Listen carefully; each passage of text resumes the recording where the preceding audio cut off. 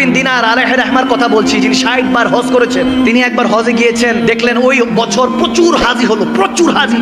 রাতে ঘুমাতে গেলেন 10 জিলহজের পরের দিন, যখন ঘুমাতে গেলেন আওয়াজ আসলো গায়েব থেকে, কে জানি বলতেছে খাবের মধ্যে, স্বপ্নের মধ্যে, এই মালিক বিন দিনার, এই বছর যত হাজি আছে প্রত্যেকের হজ আল্লাহ কবুল করছেন একজন ছাড়া, সবার হজ কবুল একজন ছাড়া। তখন মালিক বিন দিনার খাবে স্বপ্নে জিজ্ঞেস করছেন হুইজি, কে সে? তখন আওয়াজ আসতেছে মুহাম্মদ বিন হারুন বলখি আলাইহি রাহমা, এক আল্লাহওয়ালার কথা বলছেন যে হারুন বলখির হজ আল্লাহ কবুল করে নাই, তার মুখে মেরে দিয়েছে। তো যখন এই অবস্থা হয়েছে বলতেছে তাকে গিয়ে জানান। মালিক বিন দিনার ঘুম থেকে উঠলেন, ফজর নামাজ পড়লেন, খোঁজা শুরু করলেন। এখন যারা হজে গিয়েছে তারা এই বিষয়গুলি জানে যে এক একটা তাবুক আলাদা থাকে। বাংলাদেশ থেকে যারা যায় তাদের তাবুক আলাদা, যারা ইয়ামান থেকে যায়, মিশর থেকে যায় তাদের তাবুক আলাদা, হিন্দুস্তান থেকে পাকিস্তান থেকে যায় তাবুক আলাদা। এক একটা দেশের এক একটা আলাদা আলাদা গোত্র আছে, ওখান থেকে প্রত্যেকে এরহাম বাঁধে, নিয়ত করে হজ করে। এখন খুঁজতেছে বলখিবাসীরা কারা। খুঁজতে খুঁজতে এক জায়গায় যখন দেখলো ওখানে বলখি লেখা, বলখবাসীরা, ওখানে গিয়ে জিজ্ঞেস করছে হারুন বলখি কি চিনেন? বলে হ্যাঁ চিনি, কিন্তু অনেক বড় আল্লাহওয়ালা, পরেজগার বান্দা, কিন্তু কিয়ামুল লাইল করে সারা রাত ইবাদত করেন, সারা দিন রোজা রাখেন। সুবহানাল্লাহ। এরকম অবস্থা, এত ইবাদত গুজার। বলতেছে বলেন কি? বলে ওনার ঠিকানা কই? বলে হুজুর যে পাহাড়ে গেলে একটা ছোট্ট ঘরে দেখবেন ইবাদত করছে মনে হয়। গেল হযরত মালিক বিন দিনার কাছে গিয়ে দেখতেছে এখন ইবাদত করছে। যখন ইবাদত করছে নামাজ সালাম ফিরালো, সালাম দিলেন মালিক বিন দিনার, আসসালামু আলাইকুম ইয়া মুহতারাম। তিনি ওয়ালাইকুম আসসালাম ইয়া মালিক বিন দিনার বলেন। সুবহানাল্লাহ। বলে আপনি আমাকে চিনেন নাকি? বলে জি, যিনি আপনাকে পাঠিয়েছেন আমি তারই বান্দা। যখন মালিক বিন দিনার বলে আপনি এত পরেজগার ব্যক্তি, আপনি জানেন আমি কে? বলে এটাও জানি, নিশ্চয়ই কেউ না কেউ খাবে আপনাকে বলেছে যে আমার হজ এই বছরও কবুল হয় নাই। অবাক হয়ে গেলেন, স্ট্রেঞ্জ হয়ে গেলেন। বলে ব্যাপার কি? আপনি খবর জানেন? বলে হ্যাঁ। দেখতেছে ওনার একটা হাত কাটা, হারুন বলখি তেনার ডান হাত কাটা। বলতেছে ঘটনা কি আমাকে বলেন। হারুন বলখি বলতেছে হুজুর বলতে পারবো না, বললে আপনি আমাকে হয়তো মারবেন, আমার গায়ে হাত তুলবেন। বলে না, যে এত বড় পরেজগার, যাকে সবাই ভালো বলছে, যিনি আমার খবরও জানে, তার হজ আল্লাহ কবুল করে নাই, ঘটনা কি জানতে চাই। বলে হুজুর শুনেন তাহলে, এটা আমার 25তম হজ, আমি 24 বছর ধরে হজ করছি। কেউ না কেউ আল্লাহ ওয়ালা এসে আমাকে বলে দিয়ে যাচ্ছে তোমার হজ আল্লাহ কবুল করে নাই। হারুন বলখি তোমার হজ তোমার মুখে মেরে দেওয়া হয়েছে, নাউজুবিল্লাহ, আল্লাহ কবুলই করে নাই। তিনি কান্না করে উঠলেন, হাউমাউ করে উঠলেন। বলে হুজুর 25 বছর আগে আমি শরাবী ছিলাম, শরাব পান করতাম, মদ পান করতাম, বেহুশ হয়ে থাকতাম, খুদের মধ্যে থাকতাম না, বেখুদ হয়ে যেতাম। হুজুর আমার হুশ থাকতো না, রমজানের ওয়াক্ত ছিল, সবাই ইফতারের জন্য তৈরি করছে, নিজেদেরকে প্রস্তুত করছে। আমি মদ পান করে যখন ঘরে প্রবেশ করলাম, ক্ষুধা পেয়েছে, খাবারের জন্য যখন হাত বাড়াচ্ছি, মাকে বললাম রুটি দাও, গোশত দাও। মা বললো শরম করো, হায়া করো, লজ্জা করো, সবাই রোজাদার, তুমি কেমনি ভাবে বেরোজদার মদ পান করে এসে তামাশা করছো, হায়া করো, লজ্জা করো। যখন বলছে, দেখেন অনেকে, আমি এই জায়গায় একটা কথা বলি, কোনো মা বাবা যদি তার সন্তানের সাথে কথা বলতে কার্পণ্য বোধ করে, চিন্তা করে যে আমার সন্তান এই কথাটা বললে হয়তো রাগ করতে পারে, আমি মনে করি সেই রকম সন্তানের মতো বদনসিব সন্তান আর জমিনে নেই। আওয়াজ দেয় না, ঠিক না?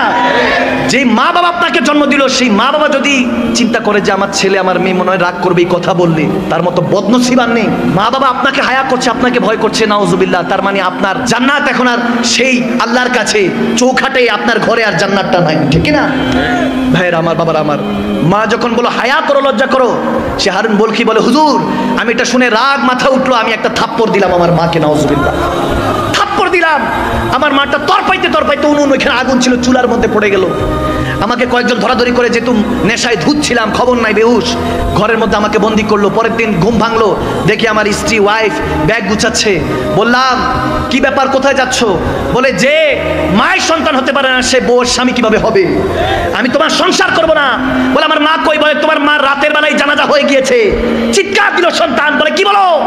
আমার মা জানাজা হয়েছে, আমাকে জানো নাই? বলে তুমি তো নেশায় ধুচ্ছিলা, তোমার মা তোমার থাপ্পড় পেয়ে নাউজুবিল্লাহ ওই উনুনের মধ্যে, আগুনের মধ্যে পড়ে ওখানে ইন্তেকাল হয়েছে। যেতে যেতে বলেছে আমার সন্তান যাতে আমার মুখ না দেখে।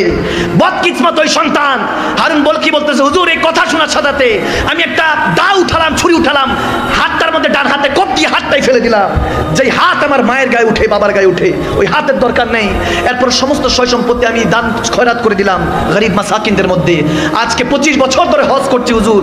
কেউ না কেউ আল্লাহ ওয়ালা এসে বলে যে আমার হজ কবুল হয় না, আল্লাহ মুখে মেরে দিয়েছে হজ। তখন মালিক বিন দিনার রেগে গেলেন, বলে আরে মার উপরে যে অত্যাচার করে সে কিভাবে মানুষ হতে পারে? মালিক বিন দিনার তার গায়ে একটা থাপ্পড় মারলেন, তার গালের মধ্যে থাপ্পড় মারলেন। তখন হারুন বলখি বলে হুজুর এটারই লায়েক আমি অনেক বড় গুনাহগার, মার সাথে জুলুম করেছি, বাবার সাথে জুলুম করেছি, থাকতে বুঝি নাই, এখন চলে গিয়েছে, এখন হাউ মাউ করে কাঁদিয়েছি। মা গো একটাবার বলতে চাই তোমার রান্না খুব ভালো লাগতো। বাবা গো একবার বলতে চাই তুমি আমার জন্য যে পরিশ্রম করো কখনো বুঝতে দাও না তোমার মনের কষ্টগুলি। সেই মা বাবাকে হারিয়ে এখন বুঝি হুজুর, এখন আর তো কোনো কিছু করার নাই, দাঁত থাকতে দাঁতের মর্ম বুঝি নাই।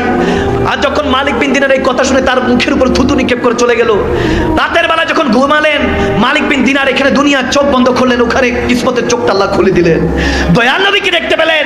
দয়াল নবী এসে আমার মালিক বিন দিনারকে বলতেছে, হ্যাঁ মালিক, কি জন্য তুমি হারুন বলখিকে মেরেছো? বলি ইয়া রাসূলুল্লাহ, মায়ের নাফরমান ছিল, মাকে হত্যা করেছে।